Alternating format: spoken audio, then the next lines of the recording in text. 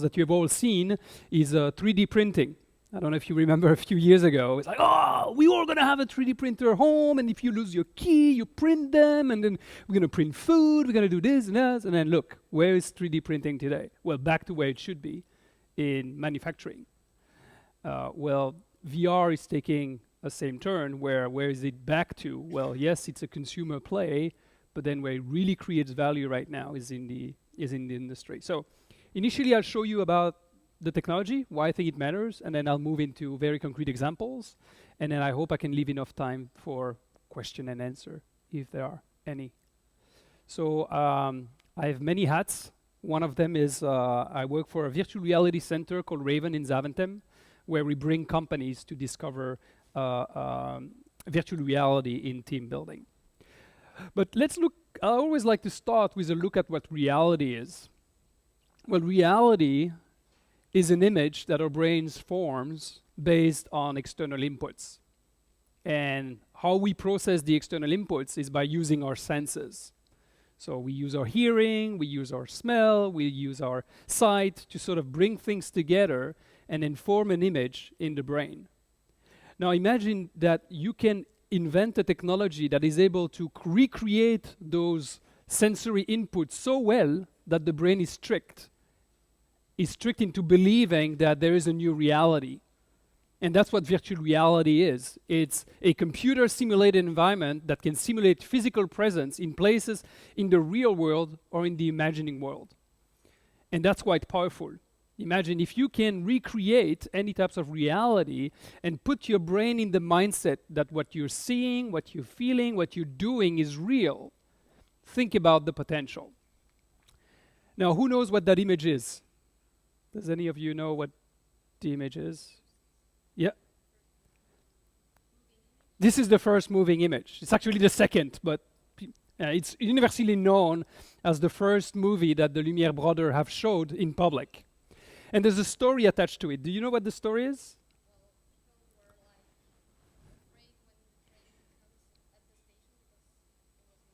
Exactly. So the legend is, the image was so real, this train coming at people, that, oh my God, they were scared and they ran away from the room. And it's been proven that it was a total legend. Why? Because it was lit by a candle. So how strong can the image be? It was black and white, and it was out of proportion, and there was no sound. So in terms of input, you know, the input was really, really tiny. So it's very unlikely that it creates that type of reaction. But we like to believe that moving images have that power to create within us a feeling so strong that we will be moved and have reactions just like that. Well, virtual reality is able to create that. No matter what age, no matter what gender you are, no matter what culture you're from, this content will move you, and in a way, VR fulfills the promise of moving images. Now, this is a process that a lot of people have been asked to do. You know, either when you're in therapy or when, you know, you are trying to motivate yourself to go through a long process, like taking on studies, you will imagine in your mind a certain situation. You'll imagine that you'll graduate, have a great job, travel, have promotions. I mean, that's what's going to motivate you to start a 5 to 6 year study, is the outcome. Now, it's very often hard also when you look at processes and activities to put people in the right mindset that they understand complex activities and they're able to act upon certain concepts. Well, with virtual reality, in a scenario here where somebody is trying to overcome their fears, rather than having to imagine certain situations, you can plunge people into that situation. Here it's about somebody facing a fear of heights just by being standing there. But you can do the same thing with agoraphobia, arachnophobia, you know, all type of activities where by putting yourself in a certain situations, you're able to overcome the activity. So as a tool to help people transform their state of mind and then put themselves into a new reality, VR is an extremely powerful medium. I love this picture because to me, you know, it represents what, you know, modern communications tools are trying to do, is to bring people closer together. This ability to communicate with someone, feel closer. Look, she's almost kissing the screen. But at the end of the day, our brains know that there's a distance. They know there's a physical separation with the people. So we may communicate a lot, we still feel there is a disconnect. And the best proof of that is the persona that people create online. Look at Facebook, where people's life is always beautiful. Well, people filter the information. They filter what they put forward. Well, with virtual reality communication, there's no filter. And you overcome the physical separations by physically being together in a virtual environment. So when you interact with someone in virtual reality, you're here and there with them. There's no more playing. There's no more, try to be someone else. It is the here and now that you share with someone. So in terms of collaboration, in terms of social context, being able to have them in virtual reality is extremely powerful because you feel the presence of others. This is a problem that we all have. Yesterday I was looking at my son playing a video game. And then I noticed that next to him there was an iPad. And so while he was playing video game, he was also watching a video on YouTube about how to play that video game. And my son is 7. And to me it was really this sort of, okay, what do I do as a parent? Do I encourage this behavior or do I discourage? My instinct told me to discourage the behavior, to say no, you do one thing at a time, focus. But in our modern lives, we are constantly attacked by communications tools, devices, distractions. And that is a problem that a lot of people have, especially in advertisement, is how do you get your message across? How do you ensure that you're able to inform or convince someone when you know their attention is divided? Well, what's great about virtual reality is when somebody is doing something in VR, you have 100% of their attention. There's nothing else that they're doing. Their attention is not distracted by something else. They're not using another device. They're not chatting on social media. What they see is what they do. And that's quite powerful when you're trying to capture people's attention, when you're trying to put a message forward. It's this ability to capture 100% of the people's attention. Now again, in the sales process, especially of expensive tools and equipments and objects in our life, very often we are being asked to, again, make a decision based on our ability to think what the end product will be like. Well, with virtual reality, you can shorten that conversation and you can ensure that people's ability to see what the end product will be like, to customize it to their final needs, that suddenly they're able to do that. And you'll see that the industry example that I'll show later, I'll show you one example where it can really help in the sales process. So think how this could potentially change how e-commerce is being done. How it can further accelerate the e-commerce if you're able to first virtually experience and customize the objects and then order services and then finally, buy them. You know what to expect, you've customized them to your needs, and so it's gonna reassure you that the final products or services that you're gonna buy is gonna meet your needs. That's the way we've been doing education for a very long time. It's about one source of knowledge being shared with a group of individuals. And sometimes there's interactivity, there's video, but at the end of the day, there is still a passive learning mechanism that people have to go through to be educated. Now imagine that this classroom is learning about dinosaurs. Very likely what the professor did, he took a big box, put it on the table, started to take plastic dinosaurs out, let people play with them, and then started to have a conversation about when they existed, how they were born, how they lived, how they died. Now imagine the same thing in a 15-minute virtual reality experience, where you get to live amongst dinosaurs, where you get to see them being born, where you get to see them eat, interact, socialize, where you understand the size of them, where you eventually see how they died. All those knowledge that you're going to acquire, all those bases are going to help you later on to acquire more knowledge, to complete that initial experience that you've had. I mean, it's a known fact. It's called experiential learning. It's nothing new, but the fact that VR can help do that at scale in a repeatable way is an extremely powerful medium for people. This ability to have experiences and attach knowledge to it. So I almost worked 10 years at Microsoft, and every year there was a new version of Office. I was hoping that Excel will change, because I feel data can be represented in a better way.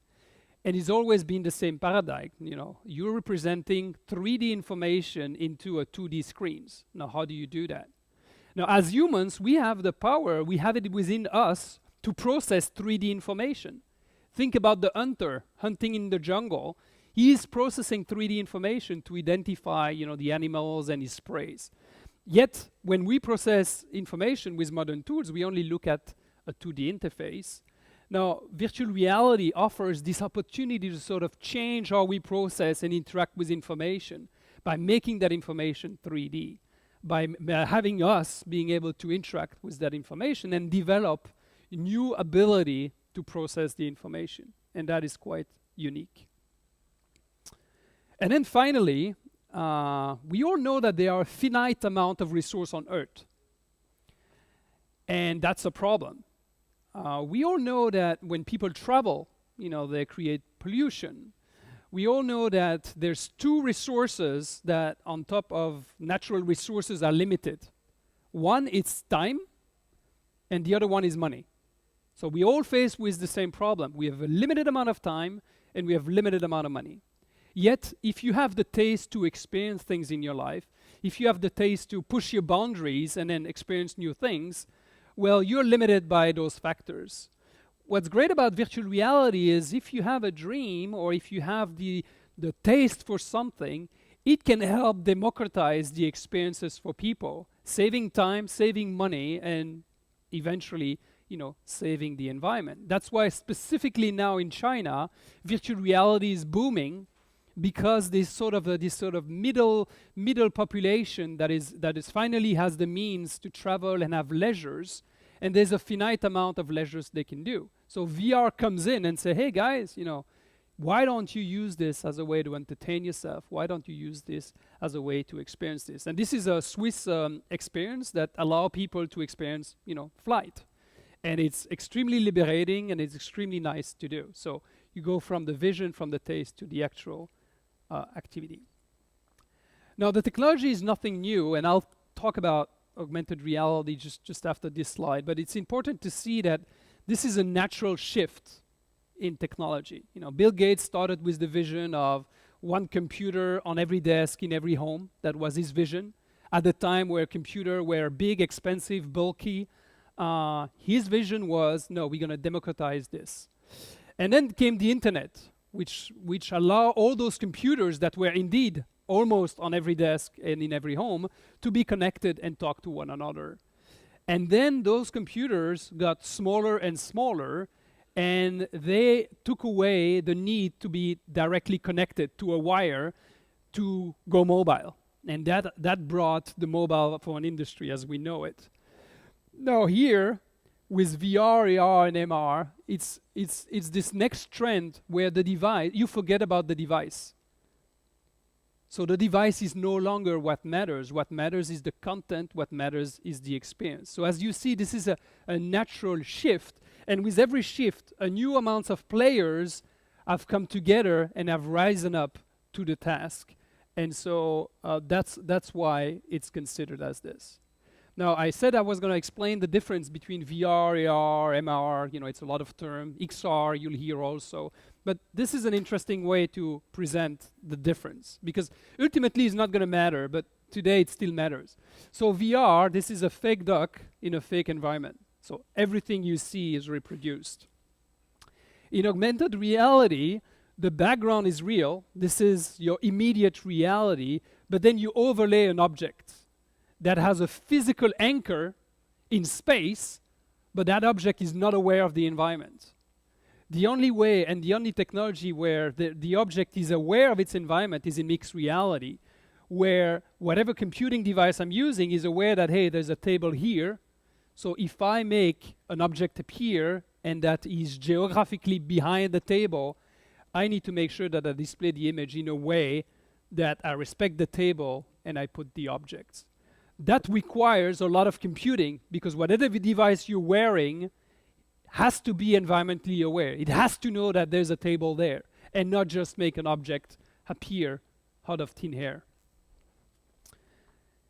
Now, no technology appears without a set of innovation and with a new technological foundation that enables that technology to grow. It doesn't just happen by miracle that a new category arrives. And one of the key players in this sphere is Facebook. And Facebook, you know the social network. You may or may not know that WhatsApp and Instagram are also part of the Facebook group. And the long-term vision they have developed now is to realize that, hey, there's a lot of technological shift that's happening at the same time. We need to be on top of most of them because they're all going to converge into a vision. So VR, AR, this is what has justified them the purchase of Oculus for a few $1 billion. AI is something that the whole industry is working, but that they're heavily working on. Connectivity is being accelerated today as we speak at the Mobile World Congress. 5G is entering the market with a lot of devices, with a lot of things. So the ability to connect high-speed internet with low latency from anywhere, this is being materialized in 2020. We're all going to have access to that technology. So connectivity is improving. You all know about blockchains and this sort of digital economy that allow objects to be traded and activity. Now imagine when all those technologies come together, suddenly you have a lot of use case. You have, just as I presented earlier, you have the introductions of a new platform, which uses all those investments together to create a new paradigm shift in the technology itself. Now I can show you a few examples of how this would look like. Hopefully I can. There we go.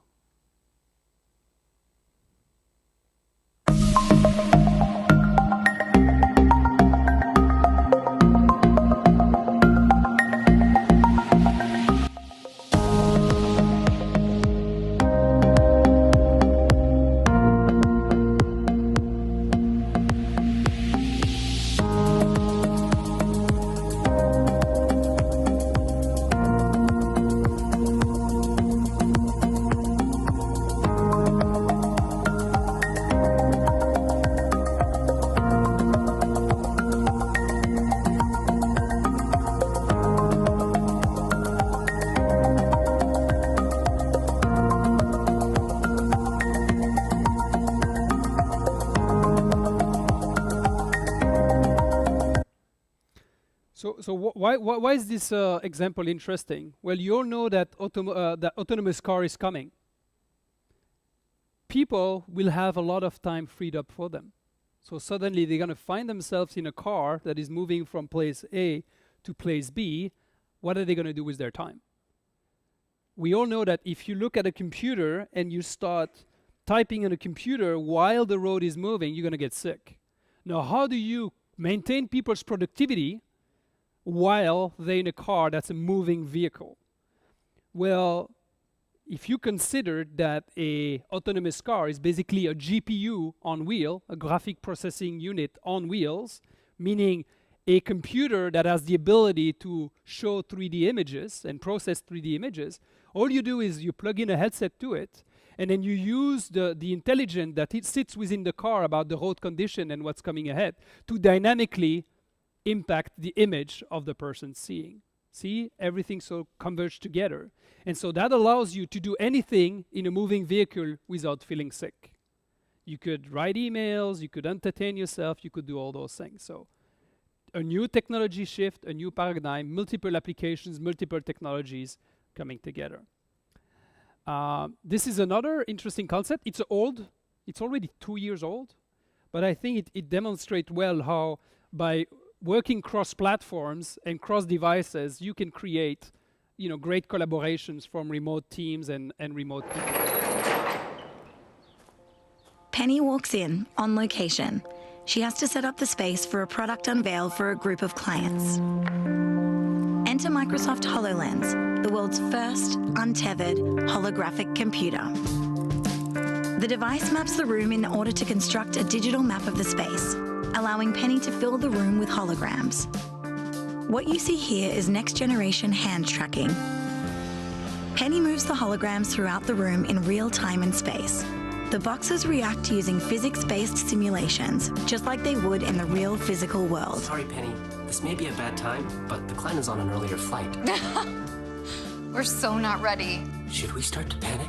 Not yet. Just bring the team in, please. Windows brings spatial sound, articulated hand tracking, and Samir's own hands into VR. I can see you're hard at work, Samir, but Penny needs your help. Yeah, sure thing. Just let me check out this bunker real quick. Samir, the client is on... As per usual, your sense of timing is just awesome. Kai-san, Pennyが呼んでいますけど。今すぐ行くって伝えて。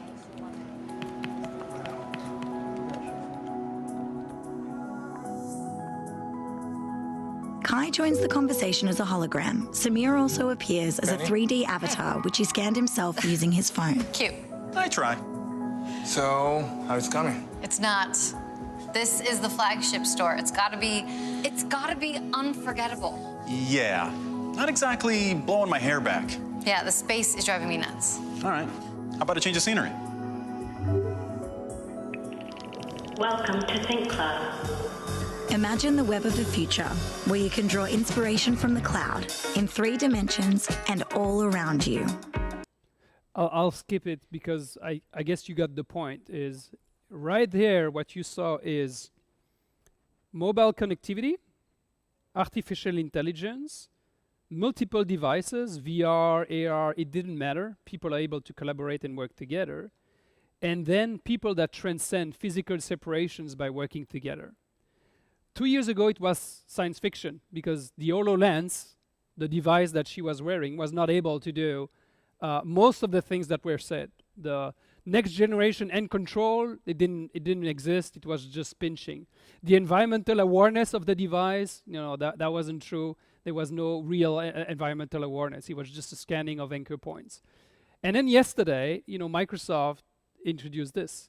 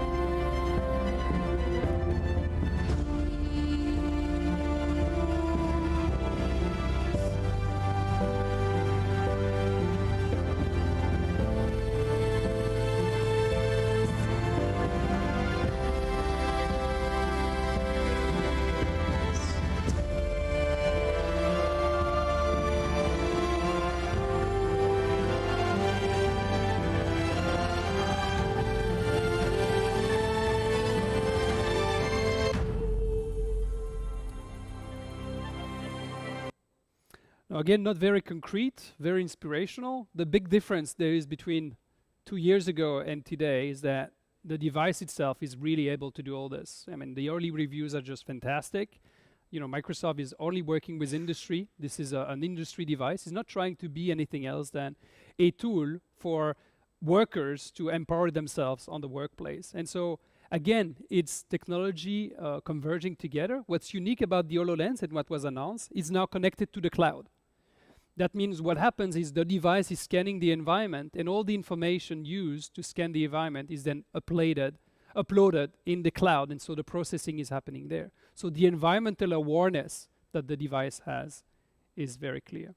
I'll show you one more example, and then I'll move on, because other speakers today will show you great industry application of this, and I want to be mindful of their speaking time too.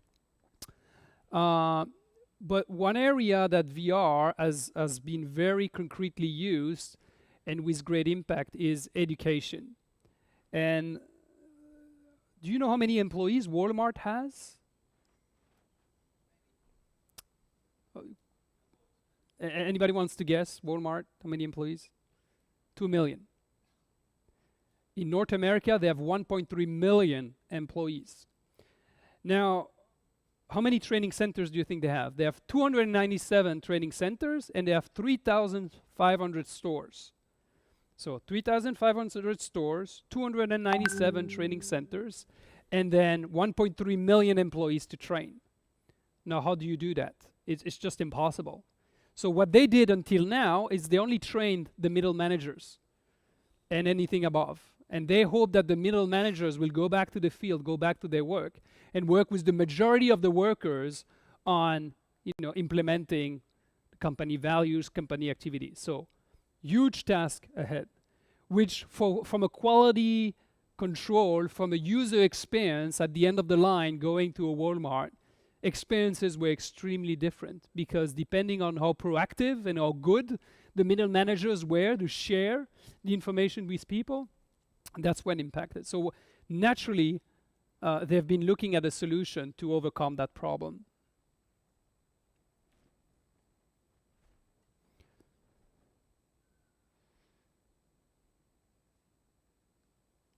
Hello. This is the internet. Okay, worry not.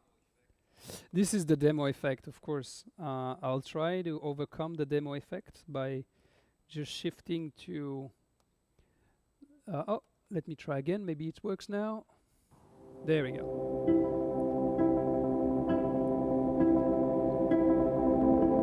One of my goals, as you well know, was to make that the best store in Arkansas. We tried to take care of our customers as best we could. It's quite a story, but the success we've had is because of our people.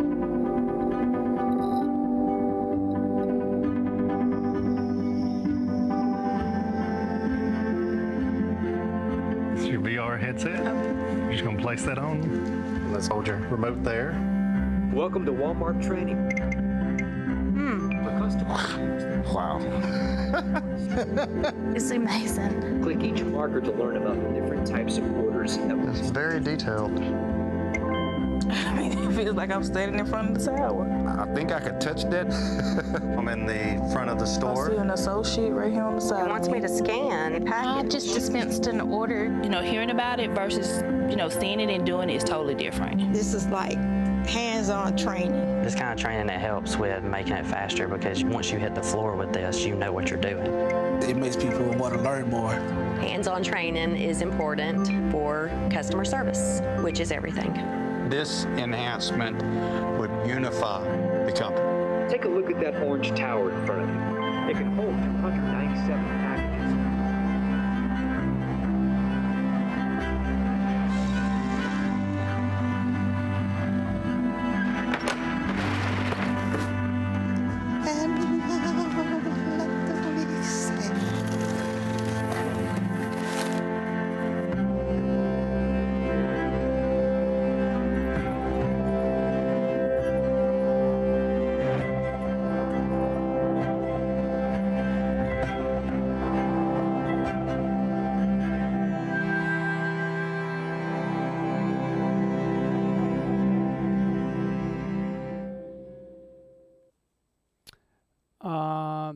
And so they've been using that for the last 4 months now with great success and great impact on the company itself. And one of the message that's interesting is the guy saying this will unify the company.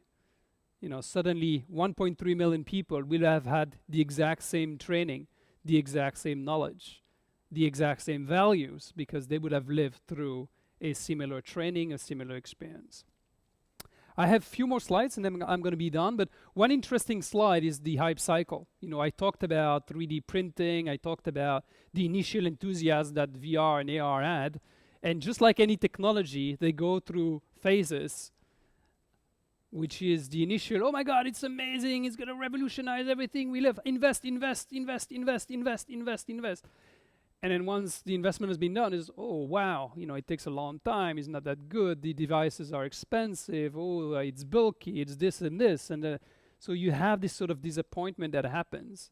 And then either a technology crash and burns, and there's never an inflection point, or there is somewhere here an inflection point, and then the technology starts going mainstream. This is maintained by Gartner, by the way, and it's called the IAP cycle.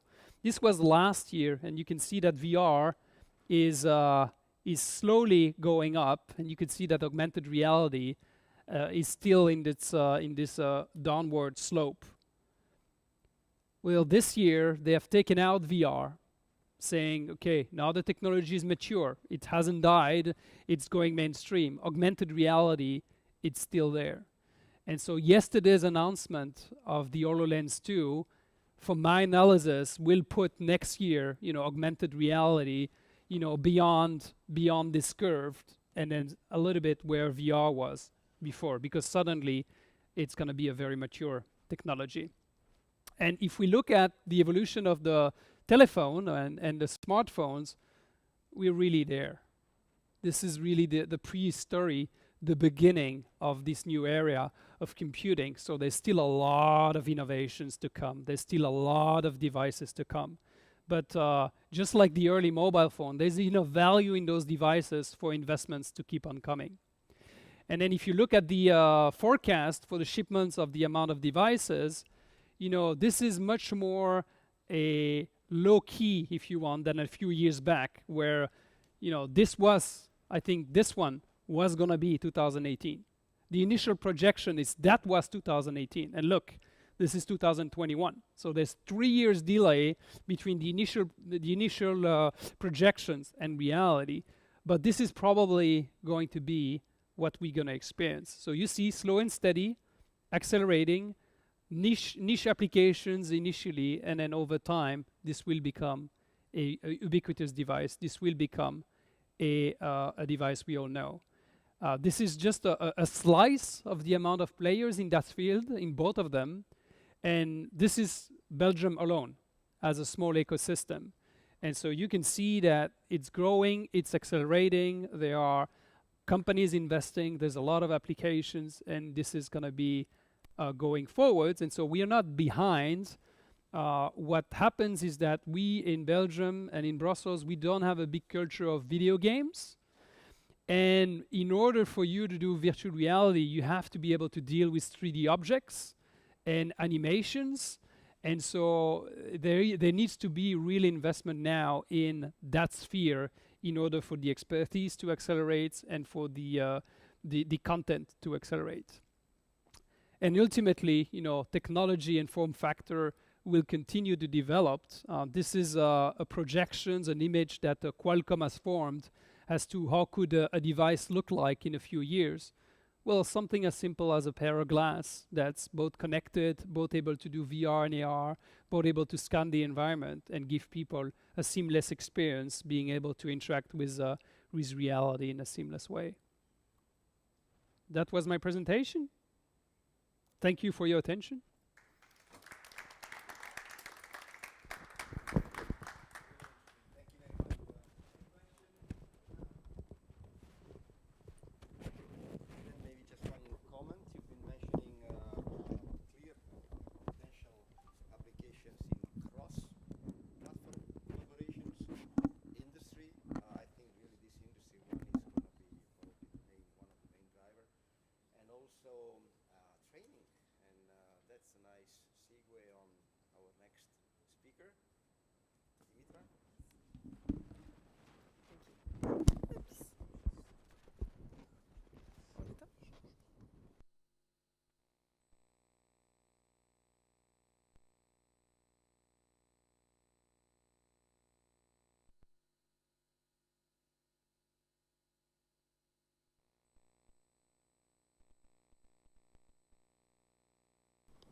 Nickel. Oops. C'est bon? Okay. Hi everyone. So my name is Dimitra, and I work here, right here in Digitizer, on the second floor. My company is called Altheria Solutions, and I'm here today to show you how VR and AR can enhance educations and trainings. So yeah, if the PPT wants to work. Um, so, have you ever thought about the evolution of education? So, oops. Yeah, because it's old image, so it doesn't want to show it. So here is a classroom in the 40s. We are surrounded by technology, and technology is evolving very fast. If it wants, yeah, it's coming, going, coming. I can continue, right? No, maybe not. No, don't worry, technical issues always happens. Okay, so if I show you this image now, it's to remind you that maybe you want to put my computer on it.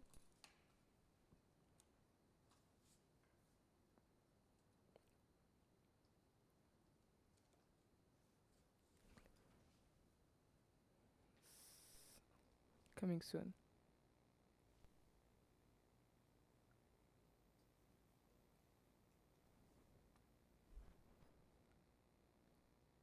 Not yet.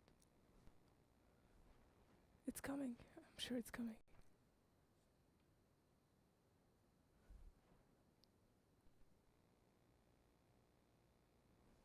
Oops. Yeah, here it is. So sorry for this. So if I show you this image, it's to show you that basically the classrooms have no change. There's no change in the classrooms for 60, 70 years now, almost 80 years. The technology is coming, whether the education is ready or not. So are we ready? Is the educational system ready? You have to think that those children sitting in this classroom are the generations that will come up with the next ideas, the next technologies of tomorrow. And if we don't educate them to be creative with those technologies, to embrace them, to really use them with some in a responsibly way, then how can we create much more? How can we improve the creativity of this generation? So I think that's our responsibility to use it in a responsible way for the next generation, and starts in the classrooms, starts to get them familiar with those technologies. And the education is really what drives us at Altheria. It's how we came up with this idea of creating VR content. So it's what we thought, how the generation will be seeing things tomorrow. And it's how we managed to create Ghost. Ghost, it's a small app. So here I'm showing you a use case of VR into education. Ghost, it's an app that created with a professor at ULB University. So with Professor Mark Alterman in physics. So the first year's bachelor's in ULB in engineering school. I taught the law of Gauss. So it's a simple law that's simple. It's a law that you see in electrostatic at first, and they introduce it to you like, here it is. And you're like, okay, how can I imagine it? Like, I don't really see how it works, and this is a problem of visualization that most students have. And we thought that creating an app that they could use in AR and in VR could help them. So now you have to imagine an auditorium of almost 400 students using the smartphone, and the teacher streaming the app just in front of those 400 students. And it's how the law of Gauss was introduced this year in ULB. We see that the technology is coming. Whether the institutions are ready or not, the teachers start to be ready. The students wanted to come to them. So it's our generation that will create these contents. Now I'll switch to the trainings. So in manufacturers, most of the trainings are done like that. So you have an instructor showing to them how to assemble things, how a machine works, and it takes lots of time. It takes lots of resources in terms of machines and so on. That costs a lot. Really, it costs a lot. When they show me the numbers, I thought it incredible. And this also has not changed for 80 years. What we thought at Artheria, it's creating a limitless way of teaching people. So 90%. 90% is quite an important number. Do you know that your brain tends to remember about 10% of what you see, 20% of what you hear, but 90% of what you do or simulate to do? So it's here that VR becomes very interesting for those people. So here it's MVP that we created very freshly. It's like last week we finished it. And it's supposed to help people in manufacturers to simulate and assemble pieces together to show them how it works. What we thought was really interesting is that most of the time in trainings, they don't have this opportunity to break things. They can't break it. It's so expensive that the companies don't want them to break it. They don't come across already broken pieces or pieces with some errors on it. So it has limits, physical limits. And we thought with some companies with whom we are working that this is a great way to test people also. What should I do if, for example, this comes without the basements? How should they react? They don't know it when they come into when they have like normal trainings. But with VR trainings, they will be able to come across those kind of situations. And it's where we think that VR can help a lot companies. So as a conclusion, it was a very short presentation. We can say that VR and soon AR, we really believe into AR also, is immersive, interactive, and intuitive. It helps people to remember, to visualize things that cannot be visualized otherwise. I mean, when you come in university and you see a 2D paper showing you a 3D graph, showing you a 3D electromagnetism field and stuff like that, you can't really imagine it. And this is the future for us, we believe, into education and trainings. Thank you very much for your attention.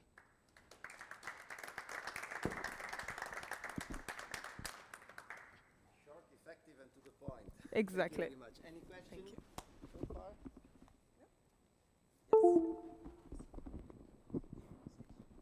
Yes.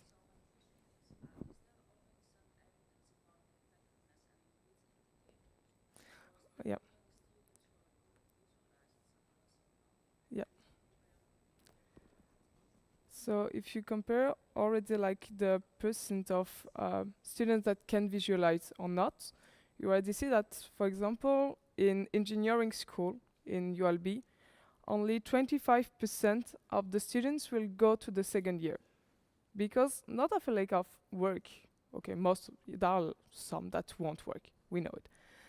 But lots of them don't understand really how those things that they cannot visualize are working. So yes, we thought that it was really important, and we can only get feedbacks for the moment because it's the first year that we are testing it in ULB. So for sure we don't have already like 50% of the students are going through the second year of bachelor. We can't say that, and we hope that one day we will. But obviously we can only take feedbacks of the teacher and of the students, and both of them were really pleased by this app that we created. After we have to put it into context that this app was only created for the law of Gauss. It means 1 to 2 classes, so 4 hours of classes into a whole year.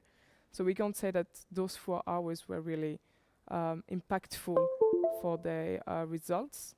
But we hope that it shows an example for the next people that want to create more content like that, for sure. Thank you. Any other question? Yeah, maybe one here. Yes. If I were a company in Brussels, Yes. manufacturing stuff, and I would like to explore a little bit more about your training solution, what Yeah. should I do? Okay, so first of all, you can contact us. So the aim of Logia that I showed you is not that we customize each time the trainings, but mainly that you can create your own trainings with it. So it's a software that, a bit like you will create your presentation with PowerPoint, you can create your trainings with Logia. Implementing very simply your 3D models into it, and we try to make it very easy so you can interact with the objects, etc. So yes, it is. Thank you.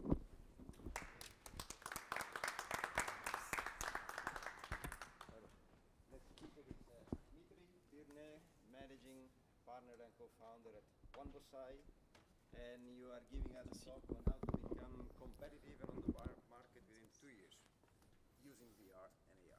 Thanks, Claudio. Thank you, Dimitri. The floor is yours. Is the microphone working or I don't hear my own feedback? Ça, je mets dans ma poche alors.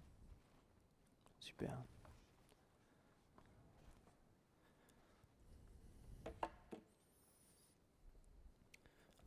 Some of you know me, some of you know also One Bonsai already.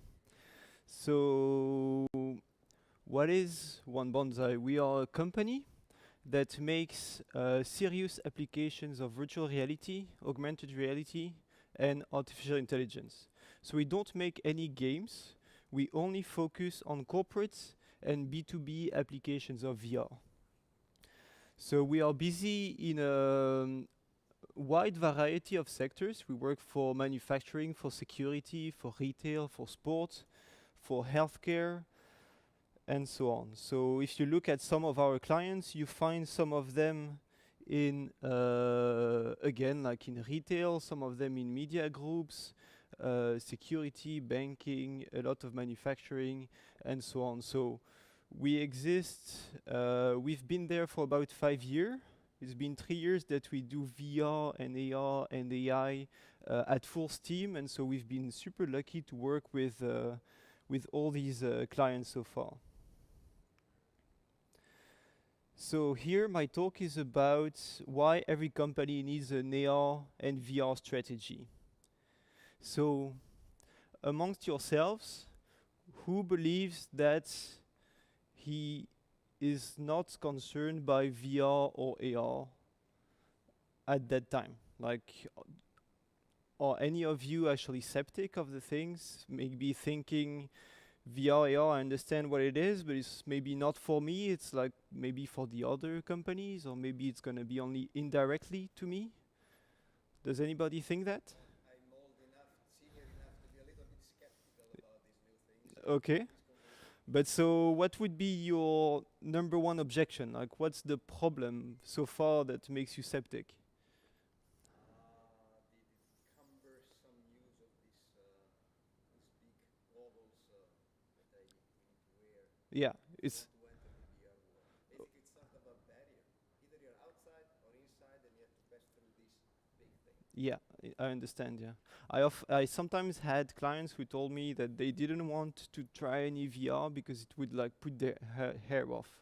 So you know when you have a nice brushing, like if you put a VR headset, it's obviously gonna destroy it.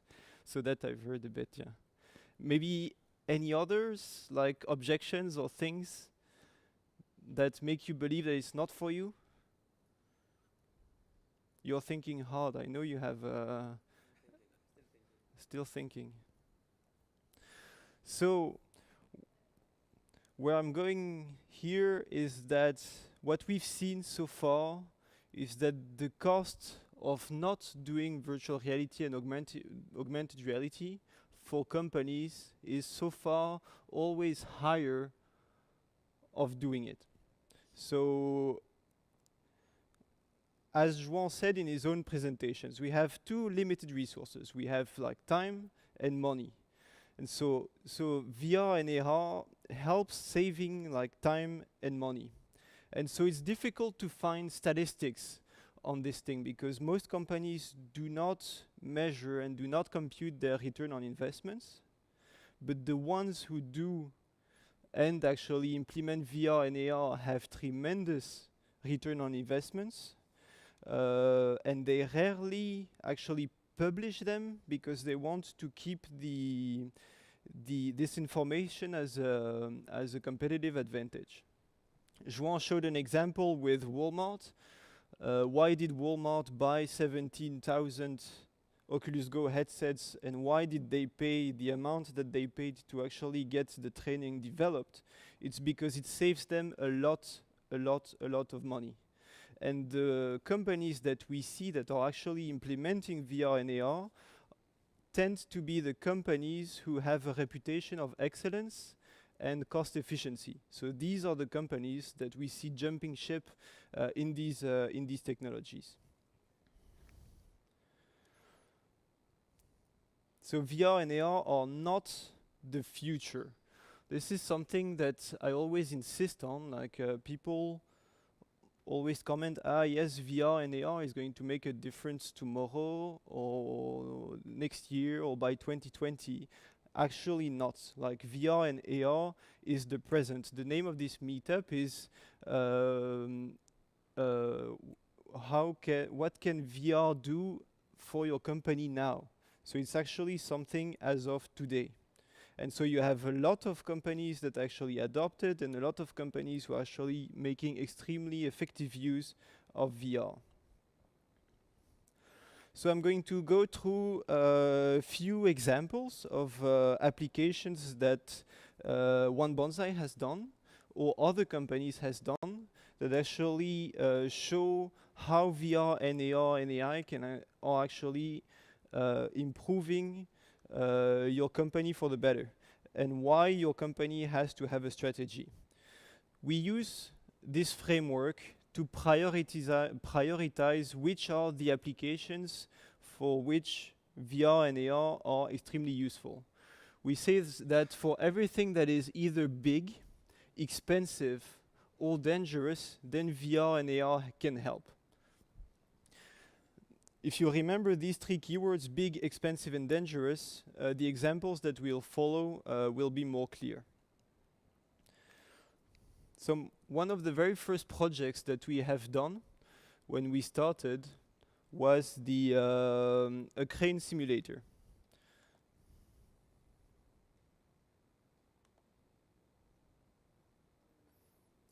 That's unfortunate.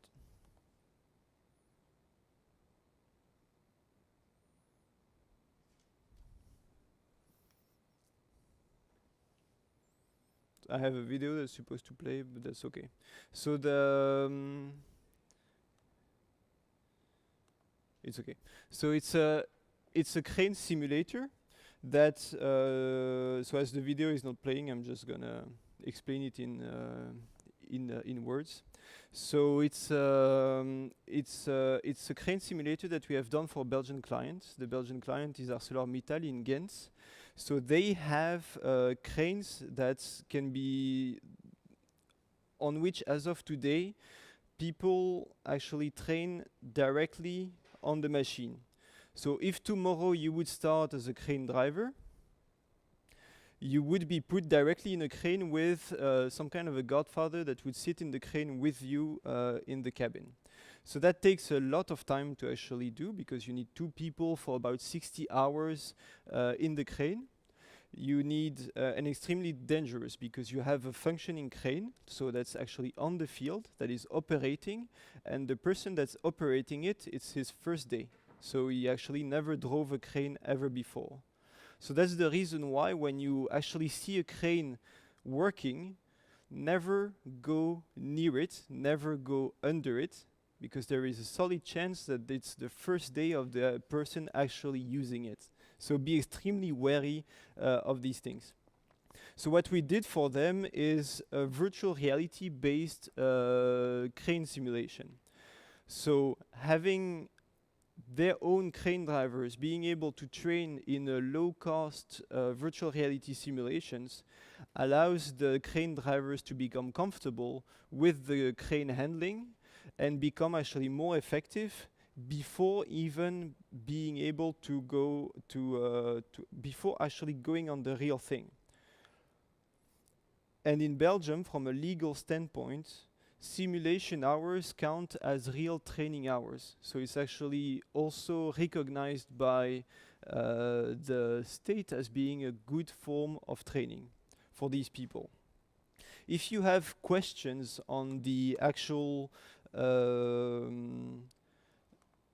examples that I show, don't hesitate to tell them right away. I am going to try something. Sorry for this non-playing. Hein? Tant pis. Show must go on.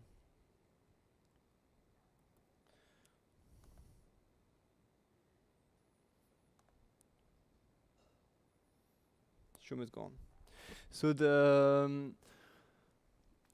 we also did security training for an industrial client. So that client we can't disclose, but it's basically a training that trains on two very common safety procedures that you find in entire industries. So it's lockout, tagout, and double block and bleed. If some of them are from the industry, you're going to know them right away. It's really very common. It's really common safety procedures. And so we did a full training in VR that's to be used with HTC Vive system. And our client in Belgium actually set that training up next to the cafeteria in the refinery where people actually work. And we organized together with him a rotation where all of his employees actually go and train on the virtual reality system at least once a year. So it's very efficient for first-time training, but it's also used by our client for refresh training.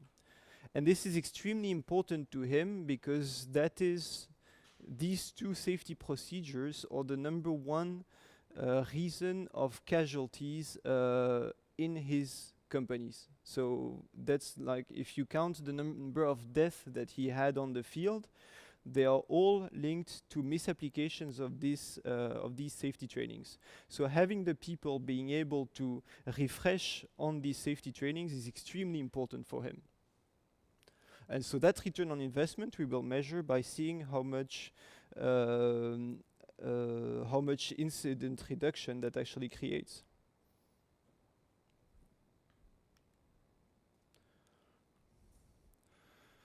This is yet another training where instead of having an autonomous training like the crane simulator and the lockout tagout training, there you have a human-to-human training, meaning that you have different users that are connected to the training and you have a virtual environment, and in this virtual environment you actually have people like a trainer that gives the training.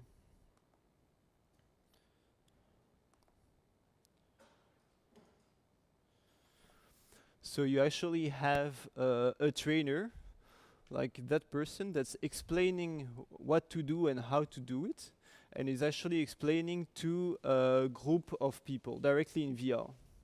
This for the client is extremely useful because if you would actually go in these facilities as of today, it is an ant farm. You have like plenty of people working all the time with like vehicles going, and it's extremely difficult for the client to actually ask people to please stop, please like move aside, I have a group of 5 people that I need to train.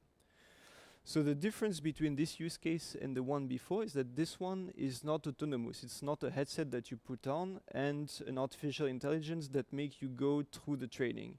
It's actually a human that still explains to another group of humans. If you have questions on these use cases, don't hesitate to ask.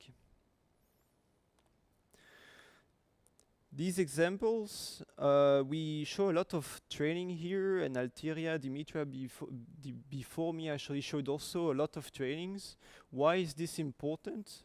Is because as of today, we have a huge labor problem, meaning that all companies need a lot of skilled workers, or actually workers that they're actually going to train, and sadly we can't find them. So here we get at a peak moment where we have so much more job openings than hires that happen, that training in virtual reality is an absolute no-brainer. Who amongst you actually are impacted by training in VR? I don't know in which industries you are, in what companies you are, but like, would one of you actually consider training his people in virtual reality? That's a no?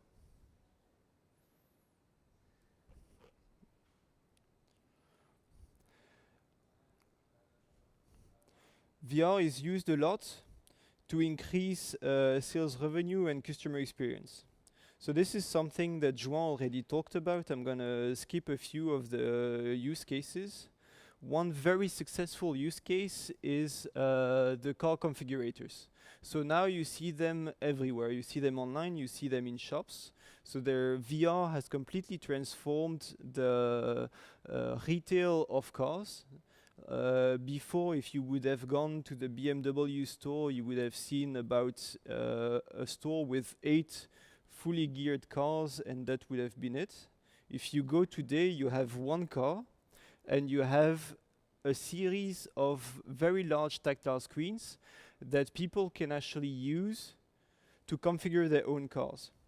This is extremely useful for these companies because it allows their customers to directly configure their cars, to directly understand the different interrelationships between the different options that are in the car, and also to get ownership of their car project. These kind of configurators you have a lot of examples of. Another very strong example of that's a bit too close to what Joan has presented. Optimizing the design phase and the optimization of processes. That is something that VR is a complete changer for. So for that client, we created kind of a configurator for biomedical facilities. So PAL Biotech is a company that sells biomedical devices, and so in addition to selling the biomedical devices, they sell a tool in virtual reality that their clients can use to better optimize their processes and better optimize their biomedical lab. So what does it mean? Like, it means that you can easily move around the different machines and you can easily dive in VR in the project in order to actually check if the entire ergonomy of that setup that you're planning to do makes sense. So you are basically going to actually dive in and start mimicking the works that you intend to do and make sure that your entire layout makes sense. This is extremely important and extremely cost effective because these kind of biomedical labs, you basically design the lab, so the room of the lab, and then you need to build the building around that lab, because you have the lab, but on top of this you need the ventilation units, on the bottom you need the electricity alimentations, and next to them you need the white room areas and so on. So this is extremely useful. This is another example of a planification tool for cranes. So before actually doing the operation that you intend to do in your building with your crane, well, you actually preview it directly in VR. This enables you to check if you can actually do the entire operation that you intend to do. It allows you to check if if there aren't any conflicts of sizes and so on. And this, when you have a construction project, is also extremely cost effective. So this is for a few examples of actually optimizing the design phase and optimizing the processes. This is what we call a holodeck. So these devices are virtual reality tools that are used for everything that is engineering and prototyping. So here, as I'm in full plane mode, so you actually see my notes. All car manufacturers actually use this as of today. Like, there's no brand that doesn't use VR for their own prototyping. And one of these companies who actually disclosed their return on investment is Seat, where they actually reported that to create their latest car, they had to produce 4 times as less prototypes. So some of you have an idea of how much the creation of a car prototype costs. Well, VR has really limited the amount of prototypes needed, and so basically improving speed and improving cost a lot for all of them. Here in this example, you have a bunch of engineers that are busy working on a virtual prototype, and that can actually spend the time and the work to actually do that they have to do to actually build up their prototype and get to the best design as possible. And this without spending a single dollar in manufacturing and in testing out and so on. Do you have questions on these examples? Are you guys maybe a bit tired of examples and want something else? Just tell me, no problem at all. It's just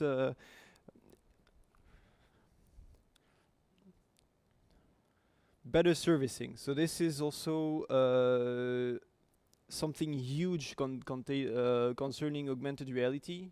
So augmented reality, you've all seen what it is, and this is and how it's going to be actually be used in the manufacturing environment. So being able to actually ping locations, place tags, visualize what's behind the walls, and so on, this is absolutely huge for companies.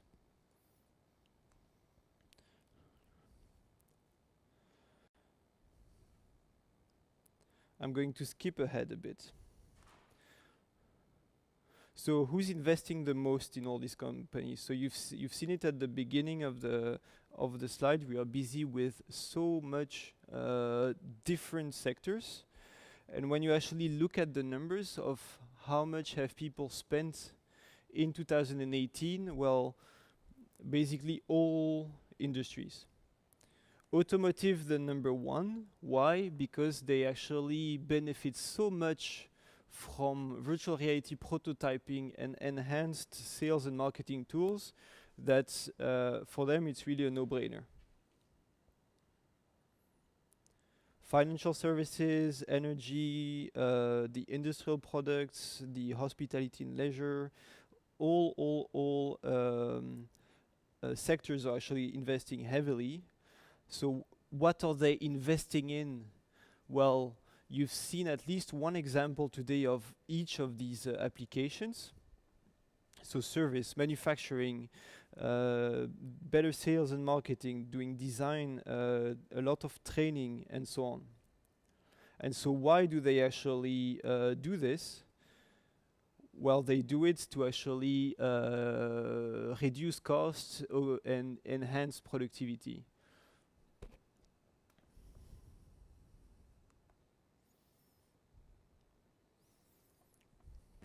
So where to start with all this?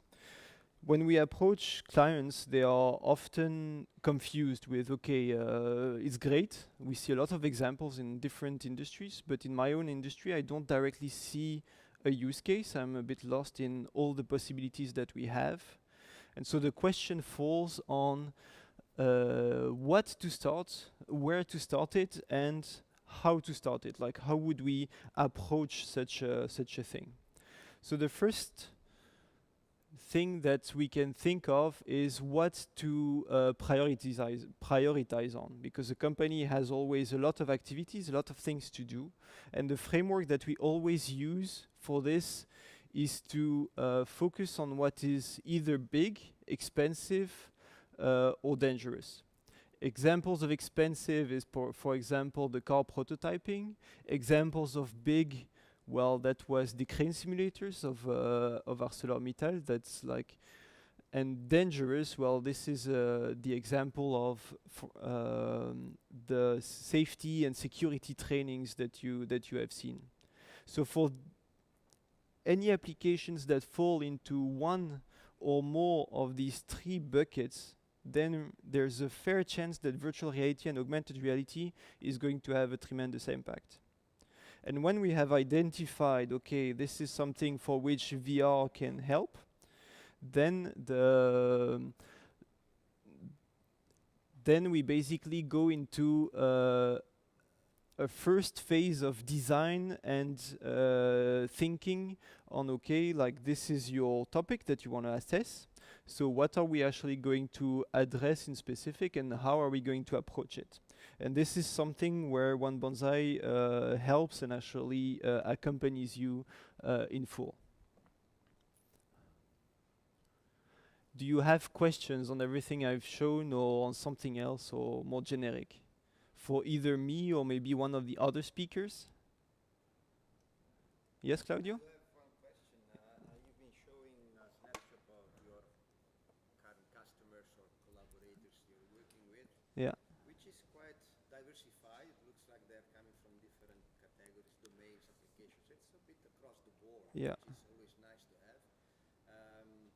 So you have enough of a statistical sample to start extracting some kind of trends and information. In your own experience working with these customers, the results, the trends, do reflect the slides that you've been showing us almost at the end? What are the industrial sectors that are more active or more trying to find VR solutions? What are the applications? Training, clearly, you've been explaining that, but does that match with your personal experience? Absolutely, yeah. So there are a few key takeaways. The first, that there is at the moment a real sense of urgency.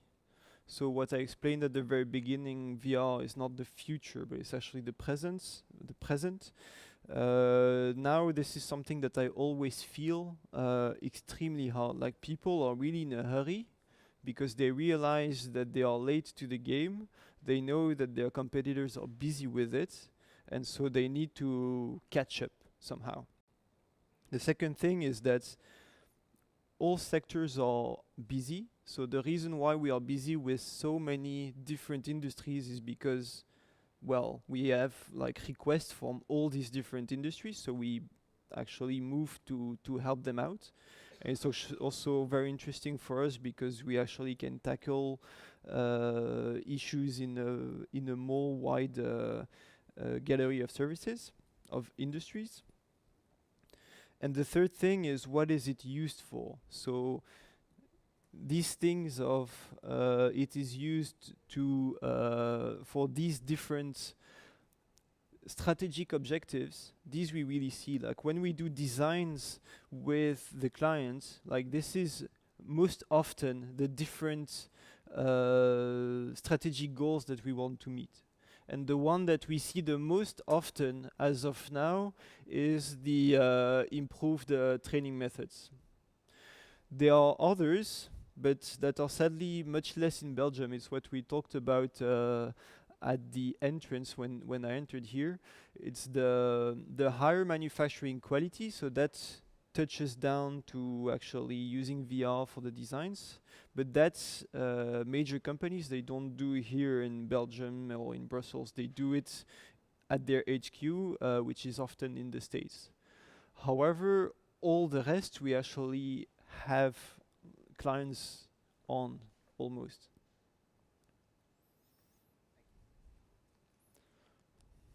Any other questions? Yes, Mario?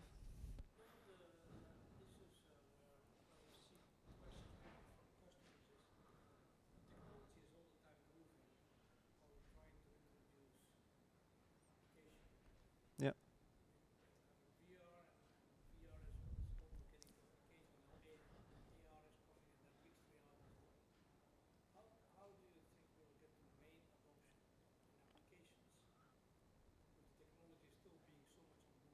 Yeah. So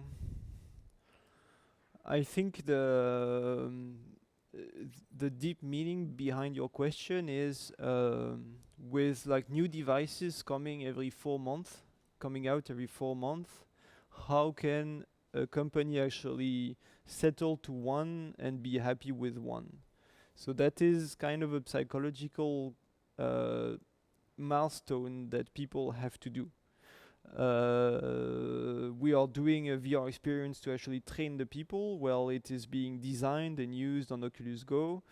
Too bad Oculus Quest comes 4 months from now, but okay, it doesn't matter. Let's still focus on the Oculus Go. Something better, stronger, faster is gonna come out, but still, at one point you have to focus. And so now we actually see companies such as yours that actually focus on one specific technology. Like, okay, I have a product that actually works on the Gear VR and the good old Samsung S7s and S6 in it, but that's okay. Like, you have a technology on which you have built your thing. You use that technology. Yes, in VR time frame, it's very old, but that is okay. That doesn't matter.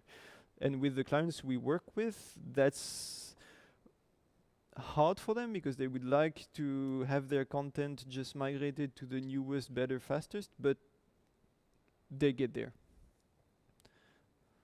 That's a good point, Mario, right? Because what you are stating is that the obsolescence is faster than the depreciation period of anything that the company would invest.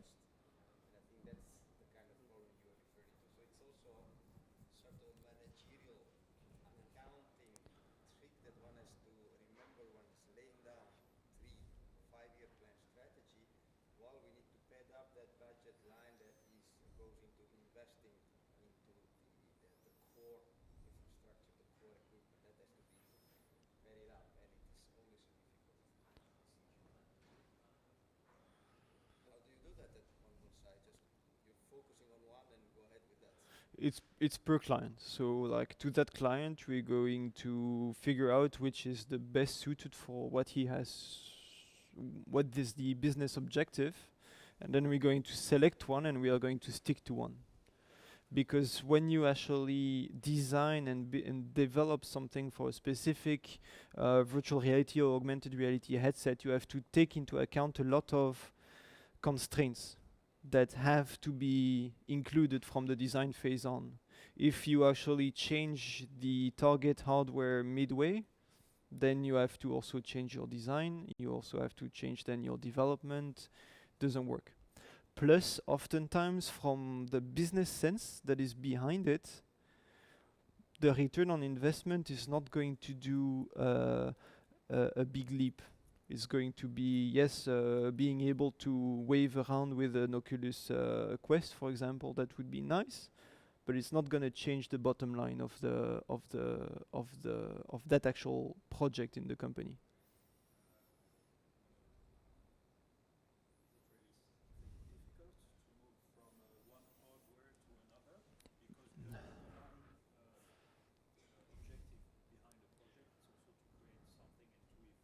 Yeah. Yeah. So if the hardware evolves, is it really something hard for a company? Does it cost really a lot to step up to the next level? What Zubir is asking is it difficult to actually take a project that has been done on one VR or AR headset and actually upgrade it to a new headset? Well, it's very easy if if you stay on the same hardware paradigm. Like if you have an HTC Vive experience and you want to go to HTC Vive Pro, that's like extremely easy because it's the same UI, it's the same interface, it's actually going to go smooth. But if you switch paradigm, like you have something for the HTC Vive and then you want to go to Oculus Go, then you really have to go back to the drawing board of the how is your experience going to be interacted with, how is it actually going to work. And in these kind of cases, it's difficult.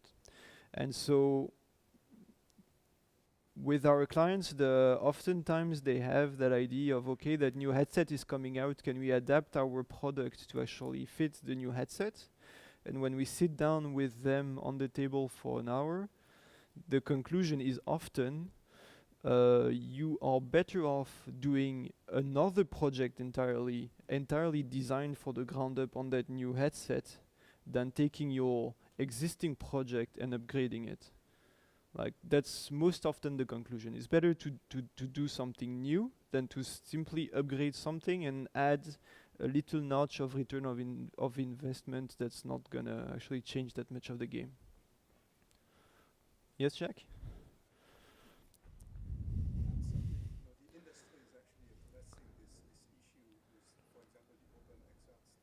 Yes.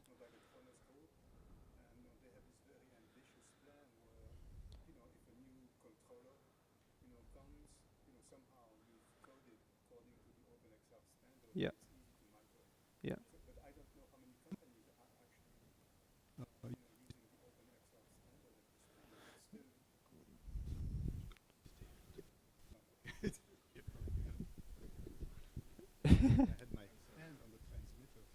Oops. So the question of Jacques is, well, it's that something called the OpenXR initiative exists, which is kind of like we see in the web technologies, where we have institutions that made sure that the web was uniform enough to basically help the life of developers, that we also have in VR. So as of now, we have what we call the I'm not sure of the term, but like all our experience work on VR servers like 2.0. So it's basically a unified VR framework that actually works on all devices. So whether you do it for an Oculus Quest, HoloLens device or an HTC Vive, it's going to use the same API. So from a technical standpoint, we could take our crane simulator that's now created for the HTC Vive and move it to the Oculus Quest. From a technical standpoint, that's doable. Where the analogy breaks is really in terms of design. Like when you create an experience that is designed to work on an HTC Vive, you take into account all the constraints of the HTC Vive and also everything that it allows you to do. When you move to another headset, you will have new constraints that you didn't plan before, and so that design element of what is going to happen when, what is the user flow, how do you interact with this and that, well, these are changes that you will have to rework in the code. So from a technical standpoint, you can move projects from one headset to the other, a bit like if you have an app that is developed for a laptop, well, you can move it to a phone, not so much issues, but you need to rework your app from a user experience standpoint entirely. It's the same analogy. Thank you. Okay, well, Jack, since you already have the microphone, maybe just as well keep it. Present your thoughts. This or this? No, this one. I take this. Thank you. S'il te plaît, Jack. Like this? C'est comme ça? Écoute, je sais pas. Moi, je l'ai Dans ce sens-là? Ouais. Je crois que c'est ça. Okay, so our last speaker is Professor Jacques Verlier from Liège, very well-known expert of anything R, XR, right? Jacques, Well, it's yours. Thank you very much for the introduction. So what I would like to do today, Dimitri said, I mean, do you have an application for VR or do you need VR? I have a similar question. Do you want money? Who needs money? Fantastic. It's very successful. So the good news is that one of the things that the XR for All project brings to you is the possibility to get grants to develop new products. So this is a new H2020 project that has several goals, but roughly speaking, to create a community, also a research agenda for XR technology. Now we are not talking about contents here in Europe, and to award grants for our research and development in this field. So I'm a professor at the University of Liège in electrical engineering, computer science, but I also preside the Image and 3D Europe ASBL, which is organizing the Stereopsia event. So maybe it's clearer for you. So what is XR for All? It's a unique initiative. It's a one-of-a-kind initiative that's funded by the European Union, under the Horizon 2020 program to strengthen the European immersive/XR technology industry and to accelerate its growth. So as you all well know, I mean, some countries are really moving ahead, full speed, not to mention the US and some Asian countries. And the European Union, found that there was a need to do something here in Europe to actually boost, creativity, the development of product, transfer to industry and things like that. So the consortium, is the following. We have, we brought in the Fraunhofer HHI in Berlin, BCom, and then 3 companies from Belgium, Europe Unlimited, Lucid Web, and Image and 3D Europe, which, as I said, is organizing Stereopsia. So I don't know if you know about the Fraunhofer HHI Institute in Berlin, and in general, the Fraunhofer Institutes. This is really a powerhouse in Germany. And as I understand it, BCom is a new, fairly new type of company in France, a little bit like the Fraunhofer, also to boost, research and also to transfer lab research to industry. So we really have 2 powerhouses and then, 3 smaller, entities from Belgium. So Belgium and Brussels, because all these 3 companies are basically, located here in Brussels, will play a major role for the next 30 months in this domain.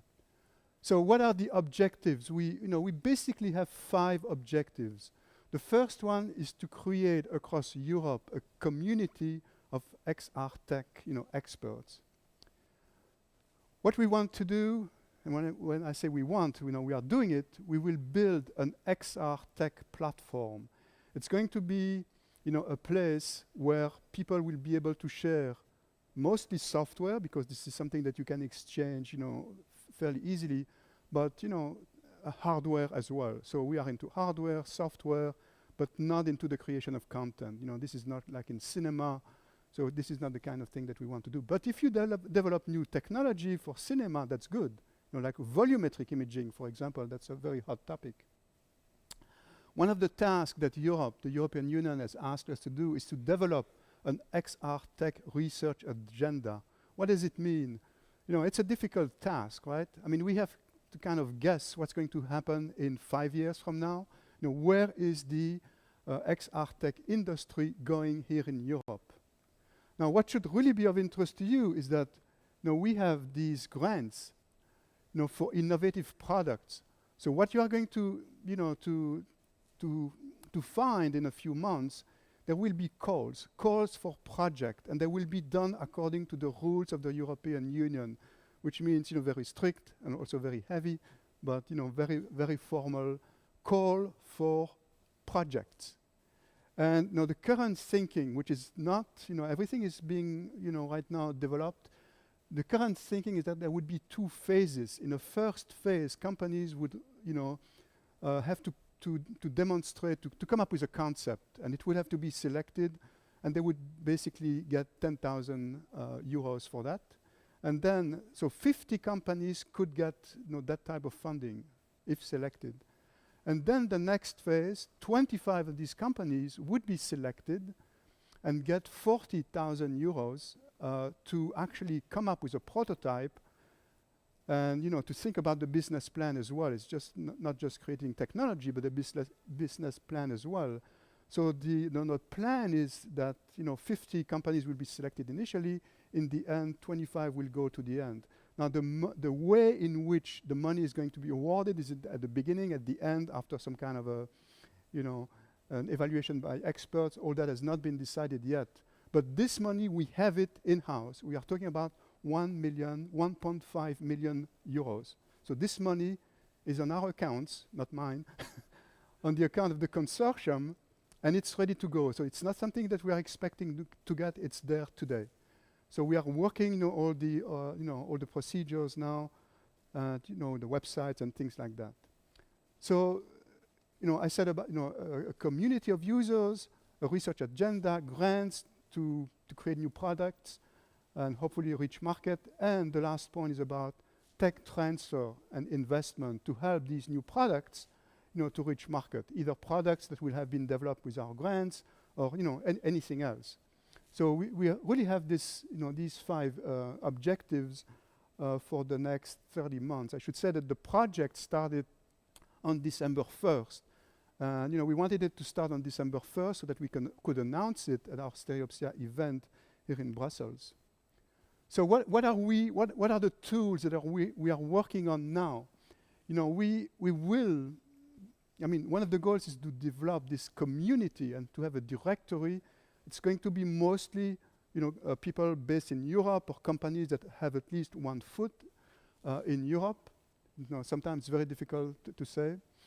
We are developing a portal, a website. I'm actually now, with others working on the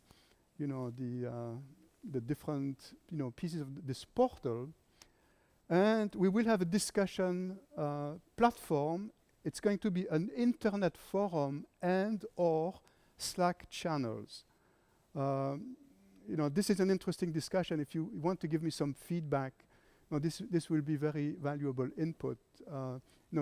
Joanne pointed out to me that Slack channels are actually good for developers, where it's instant messaging, but it can be very distracting too. So, it's a question. An internet forum, is a little more formal, it's moderated and so on. So we don't know if we will have both or, one or the other, but it's certainly being planned right now. Now, we will have this platform for XR Tech developers. As I said, it's going to be a place. It's going to be mostly software. I wouldn't say it's GitHub, but, something like that, where people will be able to share software, but, with, we will pay attention to IP, of course. We will have newsletters. The plan is to have 2 newsletters, one for members and a newsletter for, for anybody who wants to sign up for it. And the second one should be about technology, and it should be generated automatically from RSS feeds with minimum editing. So it's, an automatically generated newsletter, and the first one would be for members only. We will organize events. We will participate to events. We will have a booth at Laval Virtual next month. We will be present at Festival de Cannes. Even though it's not content, it's about technology. The team there will be volumetric imaging, these huge scanners, or even just scanning of the face to capture emotions. And of course, there will be an XR4All event here in Brussels. During Stereopsia. We keep a difference between Stereopsia and XR4All. There will be XR4All activities, but of course we will try to make sure that they work well together, and there will be other things. So who is concerned by these initiatives? Anybody who is active or wants to become active in XR technology. Of course, developers, engineers, computer scientists, inventors, entrepreneurs, business persons, financiers, investors, VCs, evangelists, users, and anybody, as I said, interested in this domain here. So we have, for now, just one landing page for the project. It's different from the one that you may have seen back in December. The color has changed, and the text as well. So this is the URL. No, you can go there now, enter your email address so that you will be kept informed. No, the plan is to have, hopefully we'll keep it, will be on schedule, a first form of this website by Laval Virtual, next month, so around the 20th. So it's going to be tight, but it's going to be a first version. Our goal would be that you would be able to actually sign up, enter your own profile, email, and a description of your product, company, and so on. So that would be the first goal. The internet forum, the Slack channels might come later. So this is, and I wanted to keep this short because we are almost, it's almost noon. So if you have any questions, feel free to ask now about the project or, during the lunch break. So thank you for inviting me. Thank you to the organizers. Thank you very much. Is it working? Doesn't look like. Yes? Okay, thanks. Any question for Jacques right now? The idea is that now we are going to go into a short or long, depending on you, on the number of questions, panel discussion. So maybe can you, ICT, help me put the chair here?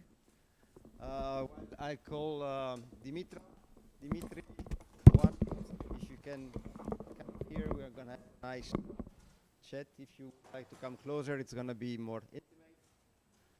And I would like also to call a person, well, the format is what it is, so the number of presentations are limited. I would like to call Mario Hugh from Uncomfort to join us in this panel discussion.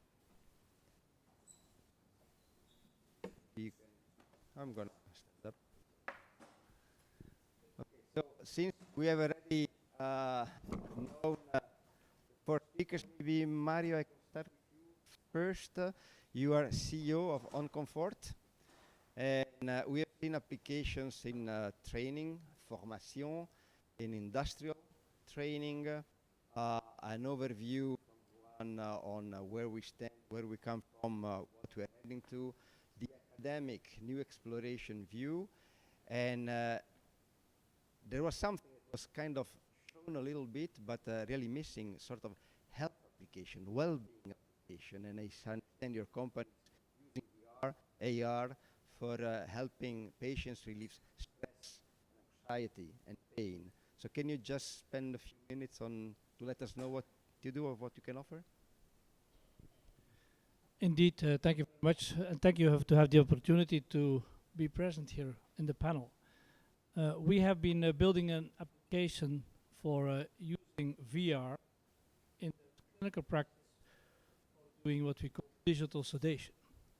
So that means that, as a matter of fact, people who are in pain or anxiety who have to undergo clinical procedure, they can get a therapeutic process, using a VR application, which we have implemented clinical hypnosis scripts. It might sound very virtual. It's really practical because we have now Belgium and France together. We've done about 8,000 patients in hospitals, all kind of procedures during operation, in scanners, cardiology, any kind of environment, and have launched clinical researches for about 1,700 patients. So it's really putting virtual reality into daily practice within a very clear, defined segment of activity in healthcare. Thank you very much. Very interesting.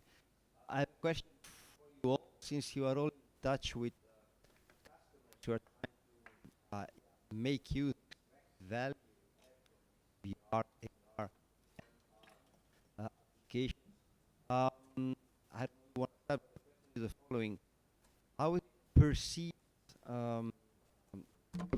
perception of customers? Are you cold calling customers? Hey, I'm selling. Or are they coming to you asking? Are they already convinced? Are they skeptical? It's a kind of approach to have first meeting new customers. Maybe Dimitri, start.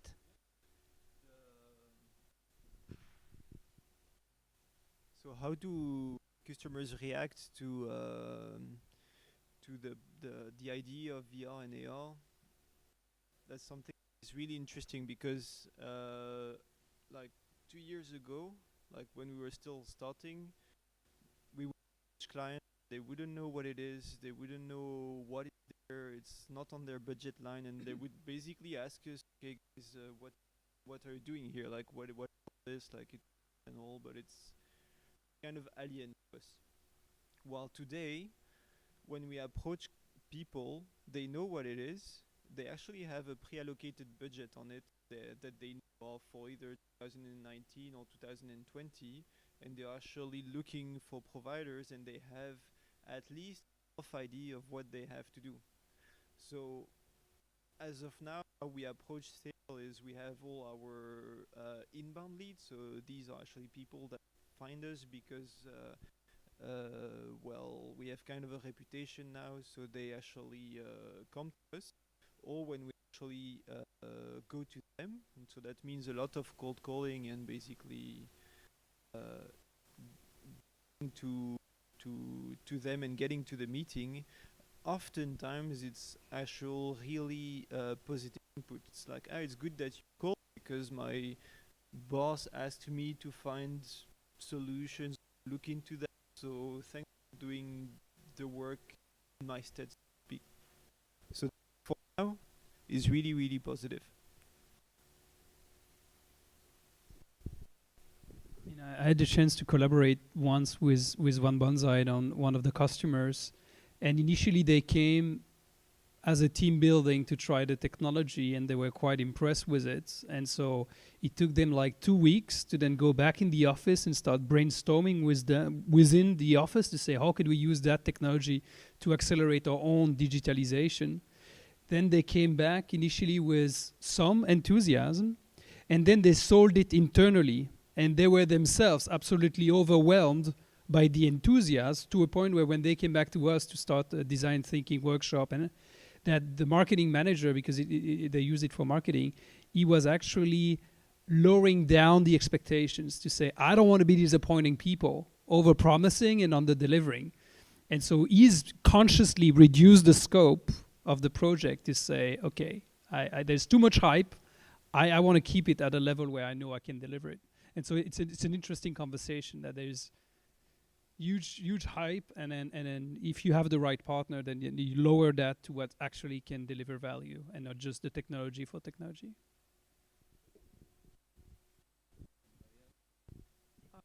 Maybe what I can add, that's more and more, yes, indeed, we see that companies are approaching us, and it's mainly the innovation department that is in charge of those projects. We see that, yes, I see you smile. You had the case. And when you go to the top levels of the company, they just know that it exists, know that it will be effective for them, but they don't really know how it works. Don't really. There are some people that don't want to try it, like you said in your question. They were so confused and they don't want to get lost in VR, and so we are mainly still talking with innovations departments. I very much agree with what you say in the beginning, and that was basically we were mostly faced with an issue at the start. The customers see the technology, and then they start dreaming what they can do with it. And by the way, dream beyond what is economically and technically feasible today. So every time I hear it today when I go to a customer and we would like to use your VR, I always ask them the question, so have you this week been watching MP4? And they're like, what do you mean? Well, when you look at Netflix, you don't talk MP4. Or when you listen to Spotify, you don't talk MP3. So why, when you think about the clinical application, you're talking VR? As long as we discuss the technology, we're not an application. And this is the mental switch which we did, and tried to downstream it to a realistic, highly applicable application. You really can set up in practice wherever. You know, we chose the VR technology that allows to do that, so VR, but so that you could do it everywhere, no connectivity, complexity. And now we see that people start seeing, firstly, the use starts to be big, and secondly, with the use being big, being bigger and bigger, people rolling out new ideas. But it is a question of getting users. And this is, by the way, why for the technology I'm always worried. We're already we're talking about mixed reality, always with the next technology that is not yet available. The question is mainly for me, what can I do? What can my customer today really do where tomorrow he says, I could not work without your application anymore?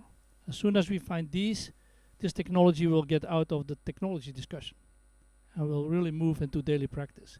And that's why I think that this is important. For training, the same. I see people developing complex mixed reality environments which are very difficult to maintain. Or you make something simple that you can really deploy easy, but if you make it too complex and too advanced, you will make it once, but it will not scale up. Okay, thank you very much, everybody. Any question from you? Okay, well then I do have a second question, and it has to do with the pie chart I've been showing in the beginning. You were not here, Jacques, but the question is also for you, so pay attention. From the university perspective, but not from the formation, from the training point of view, but rather from the knowledge creation, the eventual technology transfer point of view, we do see, as IC team, a number of collaborations with the industry on a number of topics. I've shown the pie chart. AI is playing the lion's part, and there are some other applications.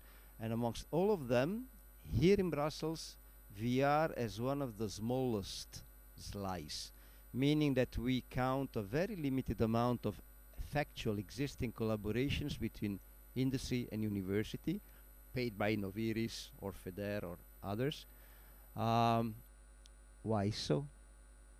Why do we have so little collaborations in VR? Is that too new? Well, if it is new, that's exactly where we should intervene the most. Dimitri, you've been saying it's more the innovation group, but that's the first group we always as university meet the first, and we see very few of them. So here I throw this big question mark on the floor. Anybody else? Maybe Jacques, just to give the crachoir. Well, I didn't see the slide. I'm sorry about that, but I can imagine. So I can give you my viewpoint. At the University of Liège, for example, I think that the medical field is very very active in VR, for different reasons. For people who have fears of height, phobias and things like that.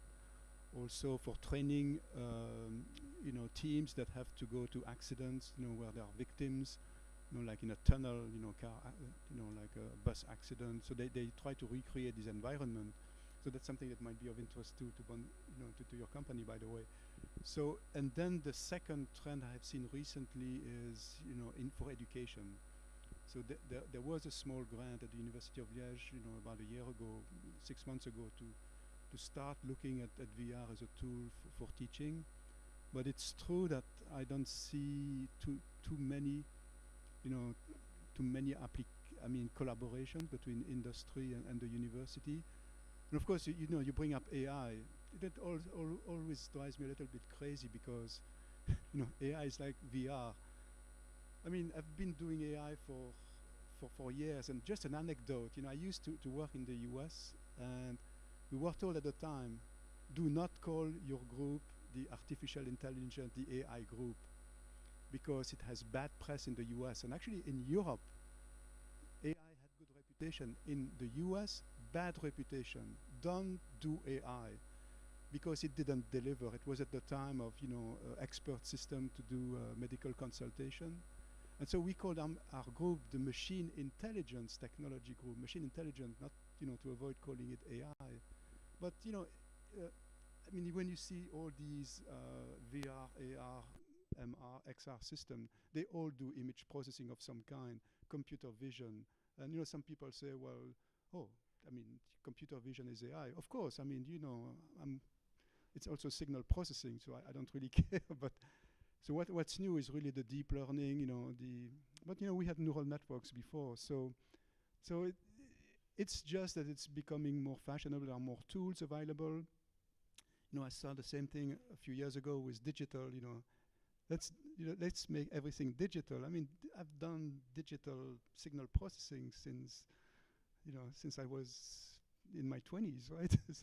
So, but let's take immersive 3D cinema came about because digital cinema came about 10 years ago. So, I mean, the digital really enabled things like digital cinema. Then there was 3D that was enabled by digital cinema. Now we have the same thing. We have VR. Maybe VR will disappear, when it will crash, just like 3D. But so digital, we see many more activities in AI, of course, but we don't always call them AI. I mean, it's good to call it AI. If you do, I mean, I don't, in my Department of Electrical Engineering and Computer Science, almost everybody is doing deep learning. So can you please find something that's a little more, new than just deep learning? And actually, if in some application like automotive, it's not a good idea to use learning system because if you cannot justify to these companies like the big ones how your system works, well, I mean it has learned something, but if there is a crash, how do you justify? If you have to go in front of a court, how do you explain to the judge how your system works? So I'm really worried about some of these systems. So that was a long answer to your question. I don't see much interaction so far between university and industry in VR, although we have in Liège Eon that's nearby, and we have, but it's still. I guess probably one of the reasons is that there is not like a theory of VR. Thank you very much, Jacques. So if I can summarize, we are in the gray area where we are receiving mixed signals. On the one hand, there are internal champions at our customer side that are very enthusiastic that we need to control them. On the other hand, we see that even from the innovation side, some very specific applications, they are clear to everybody, some others not yet. Always,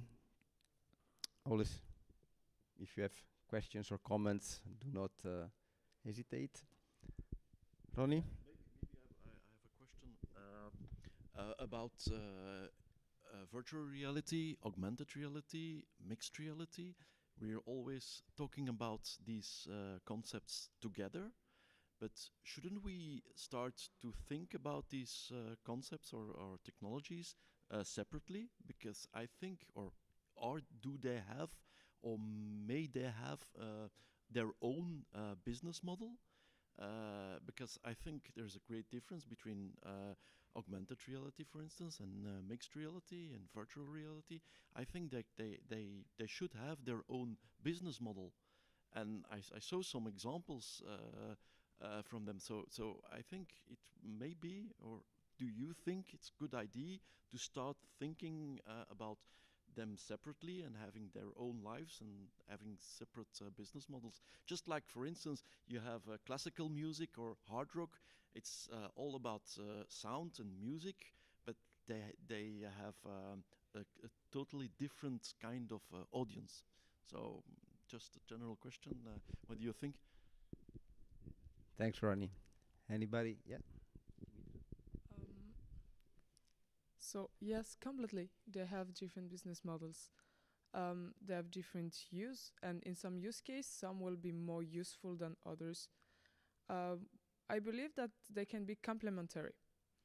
For example, we were at one costumers last week, and he asked us, okay, but it's good for the trainings, but I want my my employees to be able to do maintenance on some machines. So can we use VR? Then obviously the answer is no. AR here is much more useful. So I think they can work together and on different aspects of each company. But for sure, the use case for each is very different. So in VR, you can simulate. In AR, you can more see things and here MR might be also very, very useful.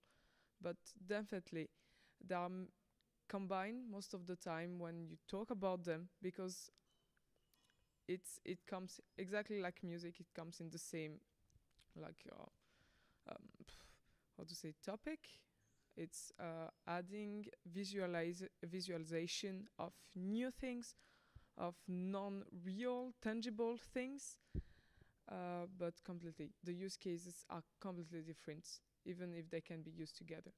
You want to say something? Yeah, maybe. So here again, it's the focus shouldn't be on which flavor of the technology you pick up. It's basically the conversation, or the focus should be more on what is the actual application, the actual business sense of it. It's a bit like what Mario said in his own introduction. People coming to him asking about MP4 file format. It's not what should be discussed. It should be more about what is the application of it. It's like when you are a doctor with a patient that comes to you and tells you, "Ooh, I need penicillin right now." Well, actually, no. It's you first need a diagnostic. You just need to figure what the problem is, and then apply this or that flavor with the dependence on their actual situation. What are the hardwares? What are the actual limitations and possibilities? What is the expected return on investment, and so on and so on. And that is really, really important, is to focus on the application. You make a very good point. And the reason why I'm mentioning this is the fact that virtual reality, or XR, any type, requires a certain combination of hardware and application. And what we start seeing today is that the hardware evolves in a way that it wouldn't fit anymore for a specific category. Like the VR hardware is becoming too much influence towards AR or mixed reality, and everybody tries to put everything together. And you don't need anything. On the contrary, everything. On the contrary, you want to have specific things. Which brings us to the point that we as a company are questioning, will we be able to work with the industry available, the standard industry available hardware, or will we have to go to customized hardware in order to really fit where we need to fit in our vertical, which in our case is VR. Honestly, if you're laying on an operation table, you don't want too much mixed reality as a patient. The user, the surgeon, might like mixed reality and augmented, but the patient does not too much like to be mixed with everything that happens around him. So this is where the big question is, it if the vertical is going to define so much from its use case, as they mentioned, that it will force to have a split in between. For us, the evolution towards, a lot of us shifting toward mixed and augmented. And we are bothered that some industry partners only think about it as a consumer tool and not anymore as an industrial tool.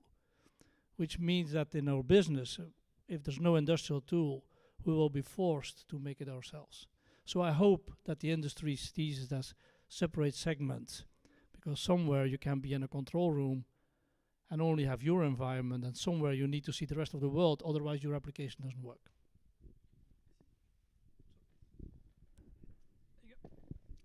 Thank you.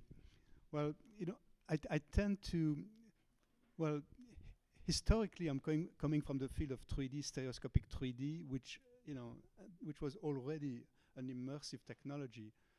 I'm sure that you have seen like 3D movies. I have seen absolutely exceptional contents on a laser projector, a Barco, Belgian company, Barco projector. It's absolutely incredible. I mean, you are really immersed in the action. And it's not a headset. You have glasses, But so I tend to talk about immersive technologies, and then I put a /XR because to make it shorter. But I think that it's not, immersive technologies, immersive contents will not always have a headset. Now, there may come a time where in your future autonomous car, where you will not have to drive. We had a discussion with Johan. He said, well, you could have a headset. Well, I said, the windows of your car, the pillars, they will all be screens, and so you will be immersed. I mean, the headset will be the windows of your car, right? So that's of course, a vision of the future. But I think it's good to actually think about immersive technologies. And yes, you have VR, you have XR, AR, but you also have light field displays that are coming, without glasses. One day there might be, screens in the cinema that are 3D without glasses. All that, could happen someday. So, then there is holography, which is also immersive. Some people at MIT are working on holographic TV. So, all that is immersion. Actually, just a quick parenthesis, the name of the event Stereopsia came from a combination of two terms, stereo, which doesn't mean two speakers. I have a stereo system, doesn't mean I have two speakers. Stereo means, in Greek, solid, volume, and opsis means perception. That's why, I liked, I came up with stereopsia. So it means perception of things solid in volume, be it in a headset, on a 3D screen, on a light field display, in holography, which is true 3D. And then you have all these guys talking about holograms. There are now holograms all over the place, but, it's always Pepper Ghost or similar. So that's my view. I tend to think about immersive technologies. And of course, there are all these, like categories, I do VR, XR. So it's my way of organizing things at the high level. Did you want to? Nope. I think everything was said.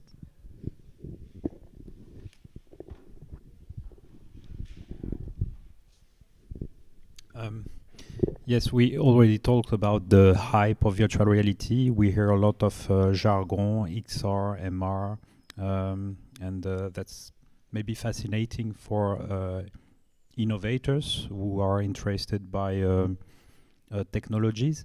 And I'm wondering if companies are not lost within all this new vocabulary, and if there is a room for a market where we explain to them what is good for their company, meaning crossing the technology between their needs and having a facilitator in between. Or are the company already aware of every elements that are existing within the technology? That's the question.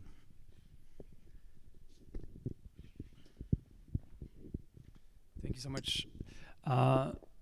So as I said in my introduction, I had the chance to work for Microsoft for Europe, Middle East, and Africa. And back then there was an interesting trend which was called bring your own device.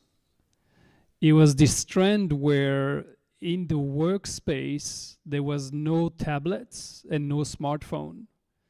It was a consumer play first. First, it became available to consumers that could buy those devices that were amazing, transportable. But the office was absolutely sterile to those platforms. And then what happened is it was tolerated for people to bring their devices up to a point where it shifted, and suddenly companies were investing and offering that to employees, and it became an ubiquitous device replacing this. You would think that the same thing will happen with VR, that first people will use it at home, they will have their own device, and that suddenly companies will sort of tip the scale and say, okay, now we bring it in. It's just not happening that way. It's not a consumer play yet.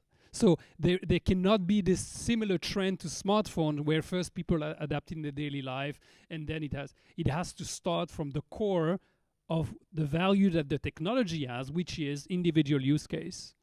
And so that's why it's a struggle. You cannot come up with an application that fits all, where you have a huge market, a huge use case. No, it's one customer at the time. And we are not in an environment where you can have one good idea and then go and see, huge source of investment that says, okay, we know that there's idea in there and we'll help you scale later on. Like SteveVR, that company that did the Walmart application, initially they were doing sports training. They were in helping athletes in the NFL get better at what they were doing.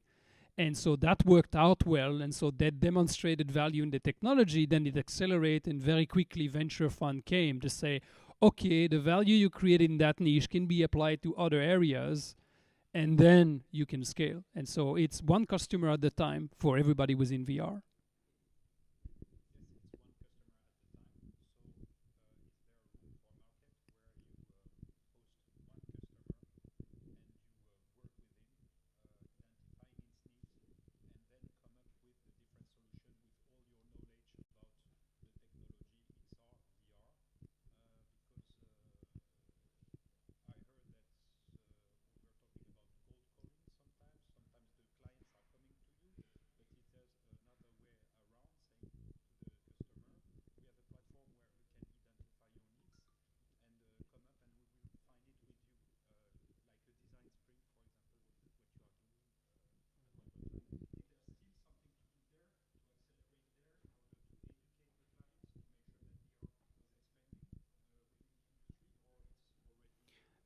I think you're pointing out to a bigger problem, which is how do company go through digitalization? Because we're talking about one trend, but there's many other trends. So what is the general practice for companies to embrace technology that would challenge their business model and set them on a new path? That's a whole different conversation than just how one single technology impacts the whole.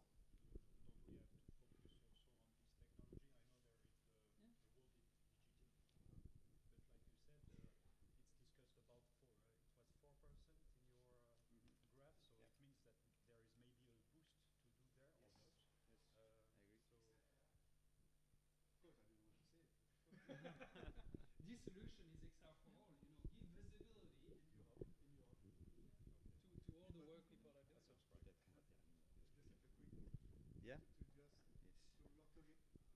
We were talking about all these terms like VR, AR, MR, XR. I thought that we would be done for a while, but I've seen a new name coming up recently. Anybody knows? Spatial computing. I find it strange, but some people say that that's going to be the next term. So I don't know. So if you see spatial computing, you'll think, remember this meeting. Maybe we can continue the discussion around a nice sandwich here. It's about time to close. Thank you, Jacques, for your insightful information about this project. I really would like to hear more about it. We have a website. If you have anything new that you would like to distribute, just let us know. We can post it. Joan, it was a very, very interesting panoramic, so insightful view on the industry, where it comes from, where it will go. So thank you very much for that.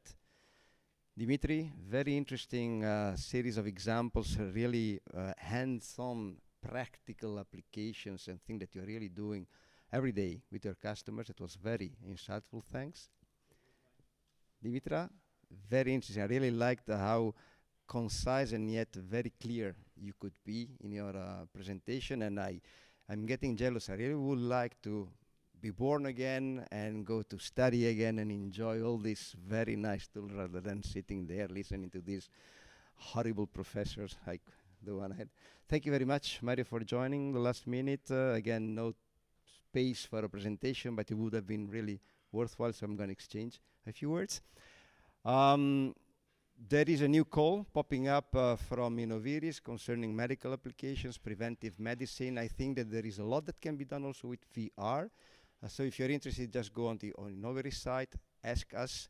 Our collaborators, the IC team, Pauline, Ronnie, Kevin, there is a fourth one, Geoffrey, who is not with us today, representing VUB. Last word, there is one thing, a sentence that I will bring back home with me that comes from Dimitri, so you got that. I really like that big, expensive, dangerous tagline. Basically, it's BED, bed. When you go to bed, have VR if you want to avoid nightmares, right? Thank you very much, everybody. Sandwiches are that way.